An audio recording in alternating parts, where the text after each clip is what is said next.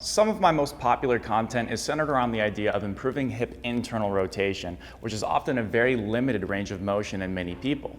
In the first video on this concept, I talked about how we often have a position of the pelvis that is externally rotated as well as the femur itself, which over time can lead to a restriction in the ability of the femur to slide back into internal rotation because there's a restriction and a blockage in the posterior hip capsule. However, there is another underappreciated reason why we could be limited in internal rotation, and that is this concept of movement where we can't go somewhere we're trying to get if we're already there. So you have a pelvis that is very biased towards a forward position, which pushes the femur into an internally rotated position. So if I'm already here and I try to jam more internal rotation on this, I might not be successful in improving my range of motion. In my biomechanics course, I discuss how we can determine the difference between whether someone needs to drive more internal rotation via opening the posterior hip capsule and allowing it to slide back further, or someone needs to drive more external rotation and abduction first before they can access more internal rotation. What's actually really helpful for these people is to drive the inverse joint actions,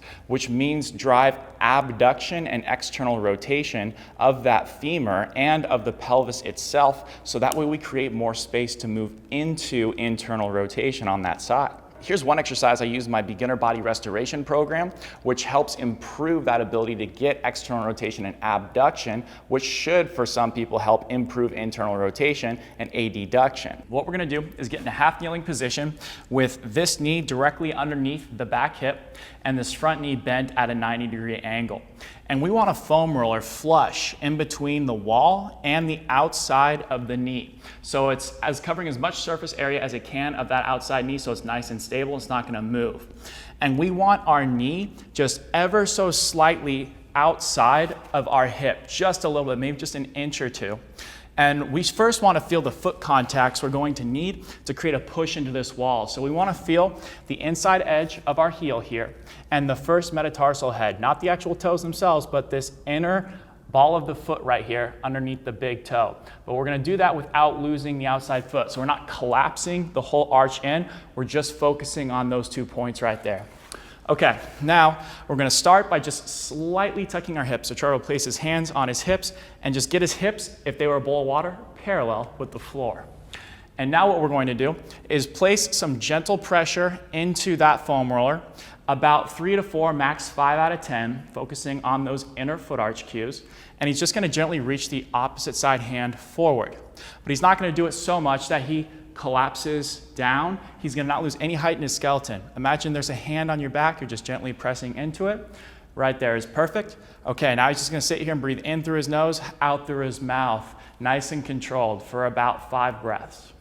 The muscles you should feel when you're going through this, as you place pressure into that wall and foam roller, are the outside hip, right here where that glute med is, and a little bit of your glute max, your big butt muscle. It's gonna be more on the side. If you're doing that, then you're probably doing a really good job with this exercise. Just make sure that your hips stay parallel with the floor. A progression you can do once you've mastered the first one is to give yourself a little bit of elevation here. We have around 6 inches on 2 yoga blocks, but you could stack up books or whatever is solid. And you want it to be equal height on both sides. And then all we're gonna do is the same exact thing, but we're gonna bend over a little bit more. So we're gonna place our palms flat on that object, and now we're bent over, and we're just gonna focus on those same foot contacts, but what's gonna happen is that the shin angle is going to be slightly more forward. So if I move this hand really quick, you can see that that shin angle is a little bit more forward, and everything is the exact same. However, if you feel any discomfort, any pinchiness in your hip whatsoever, any muscle that's kind of the bone around here, then we do not want you to go into this progression. It's too much too soon.